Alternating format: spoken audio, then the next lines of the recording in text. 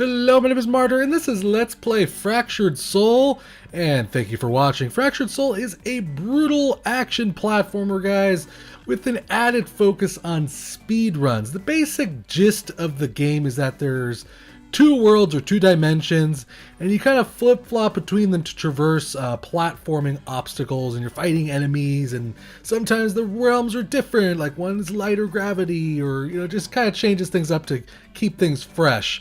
It released on Steam February 2015, but from what I understand, it was on the 3DS a while before that, so I'm not really sure about the exact release date. It was developed and published by Endgame Studios. You can go ahead and get Fractured Souls on Steam for the first week sale price of $6.69 or $9.99 normally after the first week sale price, guys.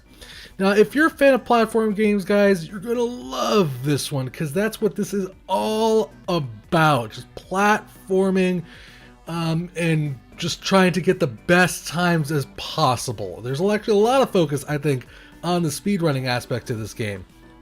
We're going to start off, of course, with the settings, guys, where we always start off in the options. There isn't much to speak of as resolution control or graphics control. You have some anti-aliasing. You do have the option to play the game in windowed mode when you first boot it up, but basically it's just going to shoot to whatever your native resolution is on full screen mode. You do also have controller support, which is a really awesome thing because this game would be a freaking nightmare, I think, to play on keyboard. I'm not really sure. But you can play the game with the keyboard or play it with your controller, and the cool part is it's all completely rebindable keys. That is freaking fantastic. So if you did for some reason have to play it with the keyboard, and I would not suggest playing the game with the keyboard, you could, of course, just change all the controls and try to make it as easy for yourself as possible. But I highly recommend playing it with the controller because you're going to just need to have those just twitch reactions, those quick reaction skills as just keenly as possible, because this game really is not easy sometimes. There's a lot of things that jumps you have to make that are very, very difficult. The game does also feature Steam achievements and Steam leaderboards. No Steam cards. I'm sorry, you card fanatics out there.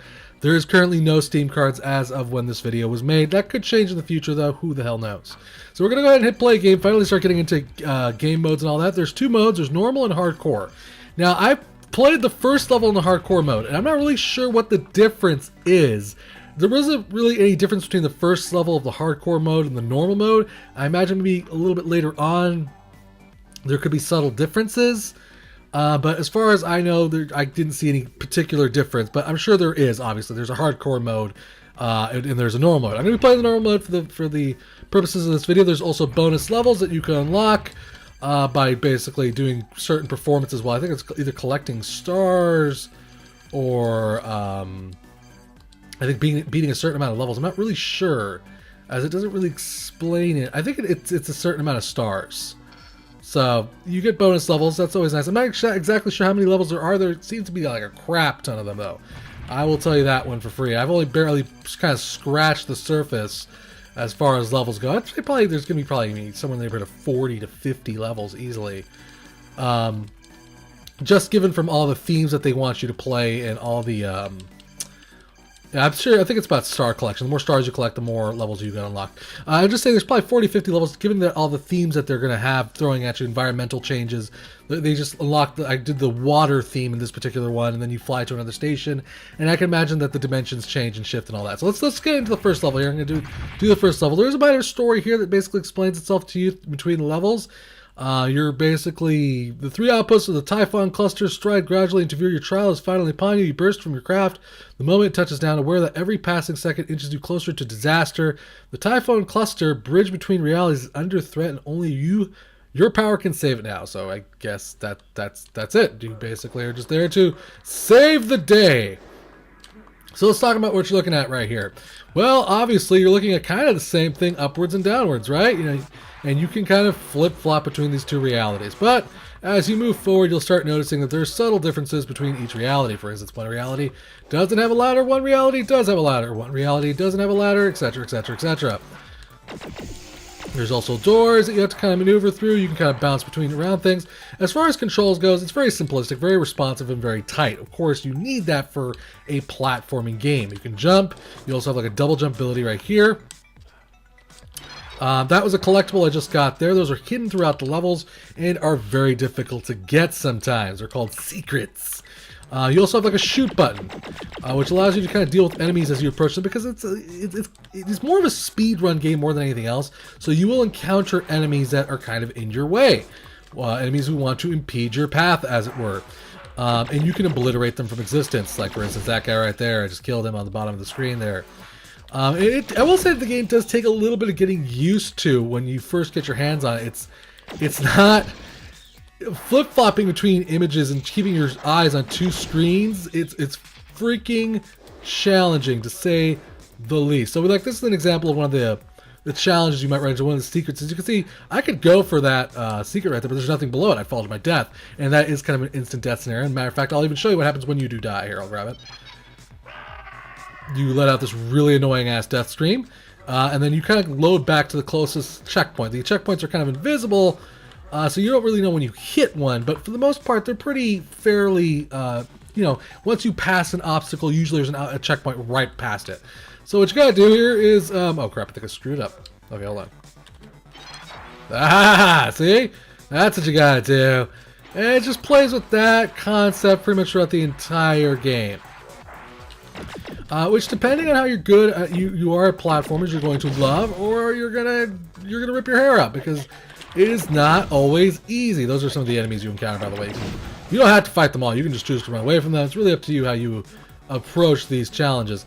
And there is, like I said, like a time attack aspect to this thing. You're trying to get the best time possible, which will give you 5 stars. And the 5 stars basically allow you access to more goodies and better stuff, and you can climb the leaderboards and all that good kind of stuff, guys. I've played the first level quite a bit, so I kind of have a basic, rudimentary idea of what I'm doing. He says is we probably going to screw up here soon. Oh wait, no. Go back, go kill him. There we go. Ah, see, that's how you get that one. Alright, and we okay, perfect. And we shoot this guy down here, run through him, jump up the ladder. And as you basically progress through the levels, all the levels basically start getting a little bit more difficult.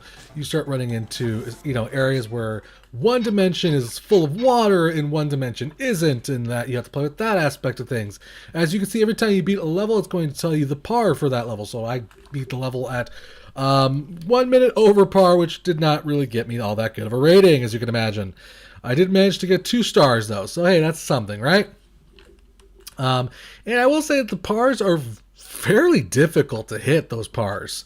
They're not easy, to say the freaking least. As you can see, there's just some levels where I just did absolutely balls terrible. 4 minutes and 29 seconds. It does have a lot of replay value to it, though. I like that aspect, because you're going to want to, if you're really obsessed with speedruns, if you're really obsessed with doing the best that you can, you're going to want to get that time down as far as possible, and it gives you that ability, that replay value of playing levels over and over again and trying to figure things out. So I'm going to go ahead and jump here a little bit more forward here. I'm going to go to Despair, normal mode. You can also view the leaderboards and see how everyone else is doing on those particular levels. Again, a little bit more story, a little bit more dialogue, telling you what's going on between all that. I have really no comment as far as the storyline goes. I think the storyline is, it's not necessarily a major aspect of the game. It's there for people who enjoy that type of thing. So as you can see right here, one realm looks a little bit more like greenish all of a sudden, and there's like stuff everywhere, where as one dimension is more normal, like what you were seeing earlier. Well, that's because this dimension has now been flooded with water. Damn it, no, see, this is the type of example of where you can just get kind of lost into the mix of things. It's not always easy to determine where you are, and you'll end up flip-flopping a lot. What's really cool about this enemy I'm facing right here is they actually have to kill him in both dimensions for you to progress past him. And that's just a really interesting aspect of having to kill enemies in both spaces for you actually to progress forward, and I really like that aspect to it. As far as graphics go, I think it works pretty well. I enjoy the graphics. I think they're neat looking. I think the shifting is done very well. It's very smooth. I have noticed on occasion, though, randomly kind of frame rate drops when starting up a level or two. I don't know why. I don't even know if it'll happen during this particular level. it happened kind of just kind of sporadically. Just the frame rates would just kind of just drop, and then as I kind of pushed through the a couple seconds into the level, it would stop, basically. It would get better. It was a weird thing. I don't know if it's a I don't know what's causing that exactly. I don't know if it's my computer, but I did notice that. So we're gonna have to do this, and there we go. All right, we have to kill this guy. Take that, you son of a gun! Now, a lot of people basically make a lot of comparisons between this and Mega Man, and while I can understand why some people can see that aspect, I don't necessarily understand it completely. I mean, yes, you are climbing ladders from left to right, and you're kind of moving in a direction kind of like Mega Man, but I don't really see this as too terribly Mega Man-esque. I think it's a cool game. I really like it. I think it's cool. The concept works well here, and it's very challenging, but I don't really see all too terribly much of Mega Man here. Alright, we're gonna have to jump really slowly. There we go. Take that! I mean, yeah, you know, I can see certain similarities between this and Mega Man, but I don't think it's as, I don't see this and go, oh, Mega Man clone. I think, okay, this is Fractured Souls, So you get the basic idea of how the flip-flopping thing works, and you kind of bounce between realities, and you're traversing challenges. We'll go ahead and do Panic, and then we'll do the other mode of this game, which is another aspect of this game I kind of like. Because there isn't just necessarily just this to this game. There's actually a little bit more. Sometimes you'll run into levels that have kind of like a challenge added to it. Like this particular one is this moving platform. We need to stay with this moving platform while playing this particular level. As you can see, it's really challenging because there's secrets on the other side where things are slower, and you need to keep up as fast as possible, which isn't always easy, to say the least. In fact, I failed on this level so many times, it's not even funny. And there's levels like this, there's one where you're flying behind a laser grid, or there's like a couple of levels that are kind of like this. You have like the checkpoints kind of at the beginning, and you need to just beat it in one go. Alright, that was stupid of me. I took some hit point damage there. I forgot to mention, there is hit points on the left side of the screen. That little bar there is a representation of your hit points. Oh, I think I screwed this up. Oh, I'm dead. I'm dead. Ah! And I think I have to start over from the beginning. Oh, no, not necessarily the beginning. Okay, so there is a checkpoint in this level. Okay, so that is kind of nice. Oh, no, come on. Get up there. Run, fool, run. Run as fast as you can, you fool! Run, you fools! To quote Gandalf there. Shoot that guy. Keep running here. Keep running. Flip-flop, kill that guy. And we gotta wait for our little platform buddy to come back here. So yeah, there is like a little health bar there, and if that does run out, you basically die and have to repeat everything from the last checkpoint. As you would... Oh, that was so stupid of me. Oh, I should have jumped first, then switched. Gosh dang it all.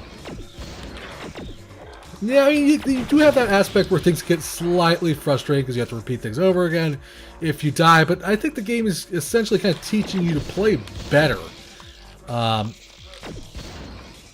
Wait, I just screwed that up.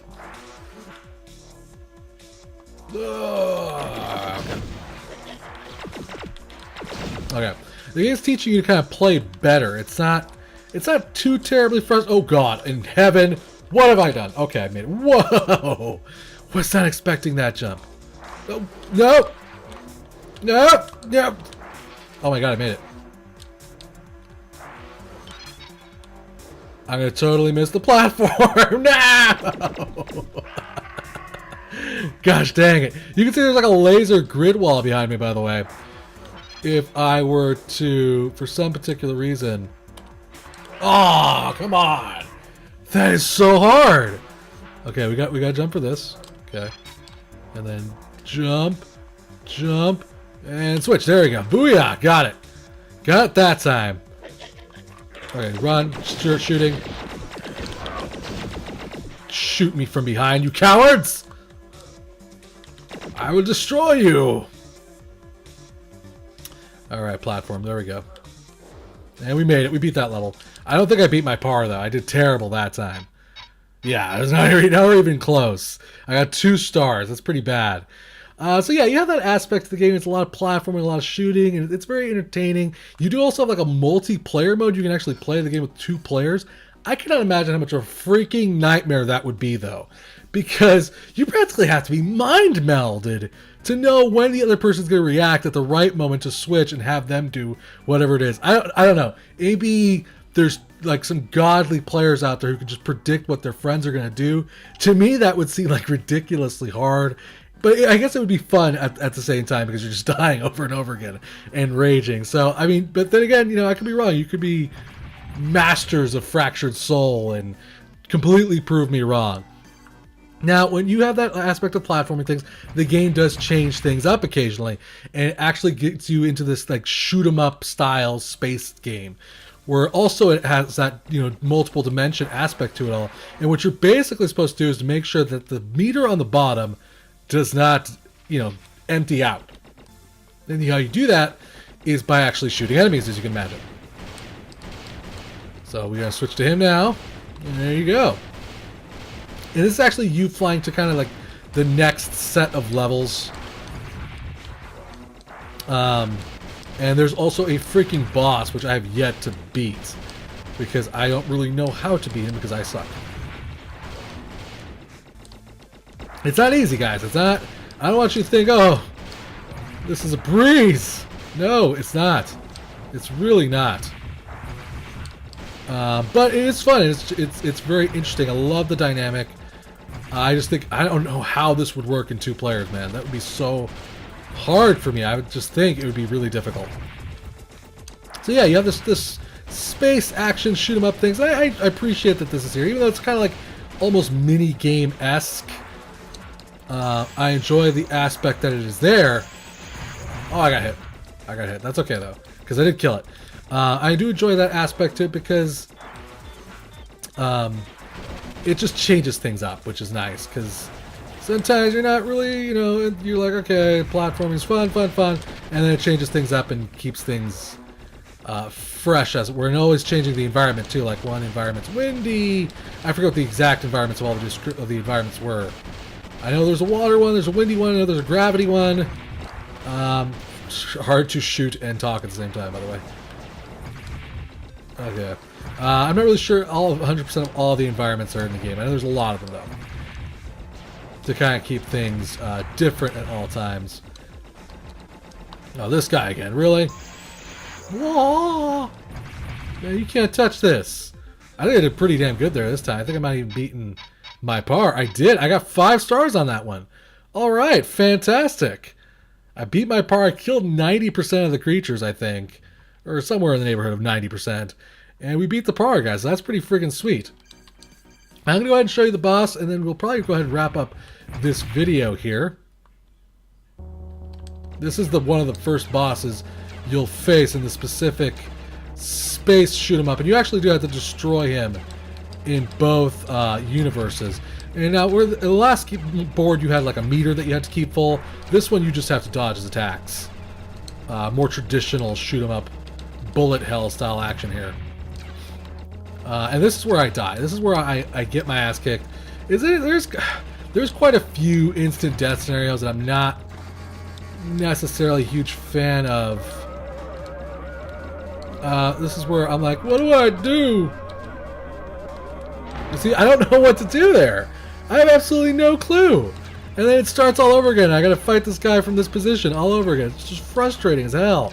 I don't know how to beat this particular boss. I don't understand. I'm sure it would take some finagling and figuring it out. I mean, I'm not stupid. I'm gonna figure it out eventually, but it's definitely challenging to say the least. Take that, you little bastard. Okay, we'll try this again. Maybe if I watch the lasers. Maybe I think there is a difference between the lasers. It doesn't seem like there is, though. What do you do? Can you? Oh, you can fly forward. Oh my god! You can fly forward and ram into the boss like an idiot. and die a horrible, horrible death. Okay, so I figured that out, I think, kind of, sort of. I'm going to wrap up the video, though, guys. Like I said, as far as bugs go, other than the weird random frame drops that happen occasionally at certain beginning of certain boards, but again, it kind of cleared itself up eventually and things started running smoothly. I don't really have any gripes about the game. The game runs well, plays well, it's fun to play. The music is okay. It's not necessarily anything too memorable. The graphics are good, though. The sound effects, that death sound effects annoys the balls out of me. And that is a personal thing. There's just certain sound effects that kind of just get grating on my ears, like the death one for sure. Probably because I kept hearing it a lot and it was frustrating me.